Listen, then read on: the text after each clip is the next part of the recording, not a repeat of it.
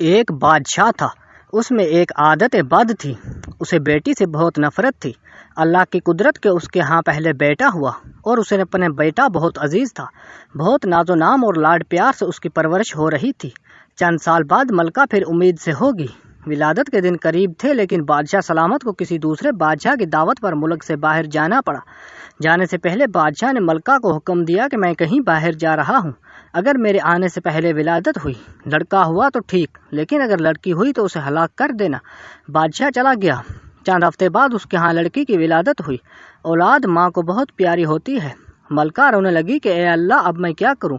ولادت کے وقت ایک دائی موجود تھی جو ملکہ کی حالت زار دیکھ کر رو رہی تھی۔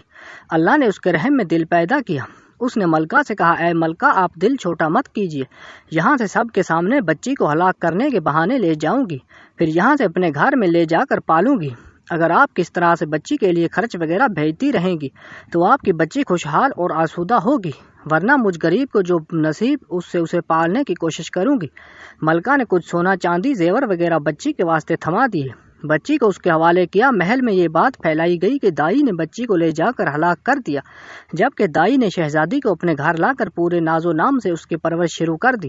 جب بادشاہ اپنے سفر سے واپس آیا تو اسے یہی احوال سنایا گیا کہ آپ کے جانے کے بعد بچی کی ولادت ہوئی اور آپ کے حکم کے موجب اسے ہلاک کر دیا گیا۔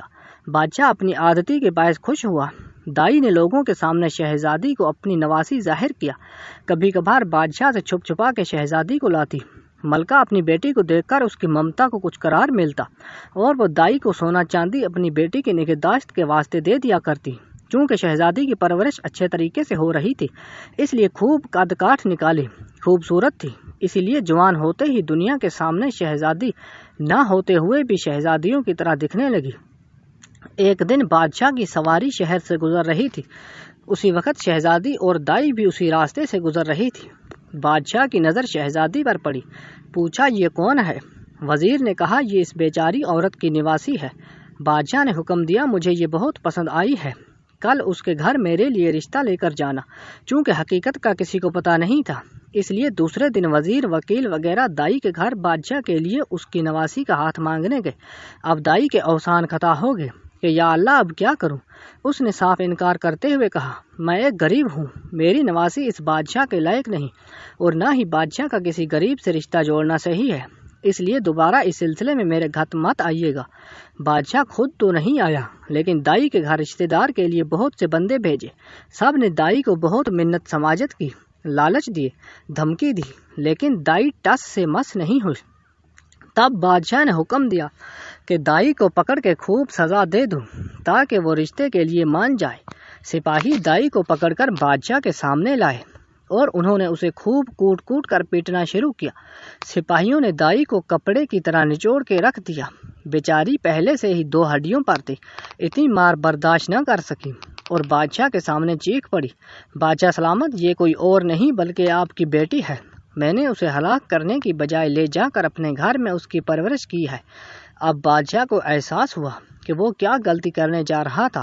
خدا نے اسے گناہ عظیم سے بچایا اور زیادہ غصے میں آ گیا۔ اپنے بیٹے یعنی شہزادے کو بلا کر حکم دیا کہ اپنی بہن کو جنگل میں لے جا کر قتل کر دے اور اس کی آنکھیں نکال کر اور گردے کا خون لا کر مجھے دکھا دے تاکہ مجھے یقین ہو جائے۔ شہزادہ پریشان ہوا کہ وہ کیسے اپنے ہاتھوں سے اپنی بہن کو قتل کرے۔ اس کی آنکھیں نکال لے، اس کے گردن کا خون لا کر باپ کو دکھا دے۔ اسے کسی صورت یہ گوارا نہ تھا، اگرچہ اسے اپنی بہن کے متعلق اب معلوم ہوا، لیکن اسے پتا تھا کہ بادشاہ ہر صورت اپنی بیٹی کو ہلاک کرنا چاہتا ہے۔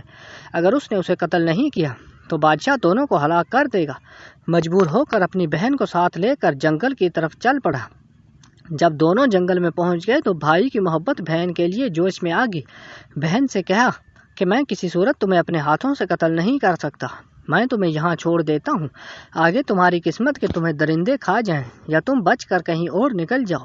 لیکن بہن نے بھائی کا ہاتھ پکڑ کر کہا، نہیں بھائی، تم مجھے قتل کر دو، میری آنکھیں اور خون لے جا کر باپ کو دکھا دو، نہیں تو وہ تمہیں مار دے گا، جو مجھے کسی صورت گوارا نہیں۔ دونوں بھائی بہن ایک دوسرے کے گلے لگ کر رو پڑے۔ آخر کسی طرح بھائی نے بہن کو منا لیا۔ شہزادی آنسو بہاتے ہوئے گھنے جنگل کی طرف جانے لگی۔ آخری بار پلٹ کر بھائی کو دیکھا اور جنگل میں گھس گئی۔ اس کے بعد شہزادے نے ادھر ادھر سے ڈھونڈ کر ایک ہرن کا شکار کیا، اس کے گردن کا خون نکالا اور آنکھیں نکال کر لے جا کر بادشاہ کو دکھا دی۔ بادشاہ نے آئینہ منگوایا، اس میں ان کی آنکھوں اور اپنی آنکھوں کو غور سے دیکھا۔ جب اس کو یقین ہو گیا کہ آنکھوں کا رنگ ایک ہی ہے، تب اسے تسلی ہوئی۔ ملکہ نے کسی طریقے سے شہزادے کو بلا کر اس سے بیٹی کے متعلق پوچھا۔ شہزادے نے ماں کے سامنے سارا احوال گوش گزار کر دیا۔ ملکہ نے منہ آسمان کی طرف کر کے ہاتھ اٹھائے اور بیٹی کے لیے دعا مانگی کہ اے اللہ، تو میری بیٹی کی حفاظت کر، اسے اپنے امان میں رکھ اور اسے کسی اچھی جگہ پر لگا۔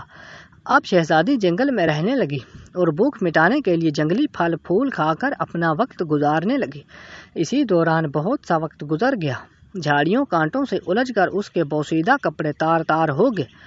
آخرکار اس کے بدن پر کوئی کپڑا نہ رہا۔ ایک دن کسی اور ملک کا بادشاہ اپنے لاؤ لشکر کے ساتھ اسی جنگل کے راستے سے گزر رہا تھا۔ اتفاقاً بادشاہ اسی طرف جا نکلا جدھر شہزادی تھی۔ جب شہزادی کے کانوں میں کسی گھوڑے کے قدموں کی آہٹ پڑی تو جلدی جلدی کسی گھنے درخت پہ چڑھ گئی اور اس کے بڑے بڑے پتے توڑ کر اپنی ستر پوشی کر کے چھپ کے بیٹھ گئی۔ بادشاہ بھی آ کے اس درخت کے نیچے ٹھہر گیا۔ درخت گھنا اور سایہ دار تھا۔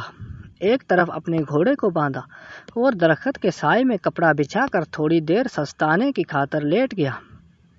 چونکہ اس کا منہ آسمان کی طرف تھا اور وہ اپنے خیالوں میں گم تھا، اس کی نظر درخت کے گھنے پتوں میں پوشیدہ کسی ہیبت پر پڑی۔ وہ اچھل کر کھڑا ہو گیا اور بلند آواز سے کہنے لگا، اے اللہ کی مخلوق، تم کوئی پری ہو، فرشتہ ہو، جن ہو یا کوئی انسان ہو، جو بھی ہو اپنے آپ کو ظاہر کرو، میں تمہیں کوئی نقصان نہیں پہنچاؤں گا۔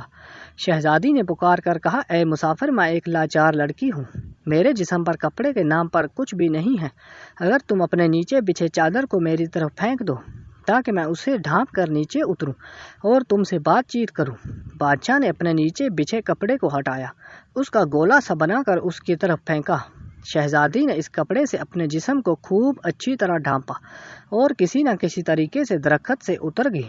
جب بادشاہ نے شہزادی کو دیکھا تو اس کے حواس گم ہو گئے۔ اس کے پورے ملک میں کوئی اتنی خوبصورت لڑکی نہیں تھی۔ پورے دل و جان سے شہزادی پر فریفتہ ہو گیا۔ جھٹ شہزادی سے کہا، میں ایک بادشاہ ہوں، اگر تم برا نہ مانو تو میں تم سے شادی کر کے تمہیں اپنی ملکہ بنانا چاہتا ہوں۔ اندھا کیا چاہیے؟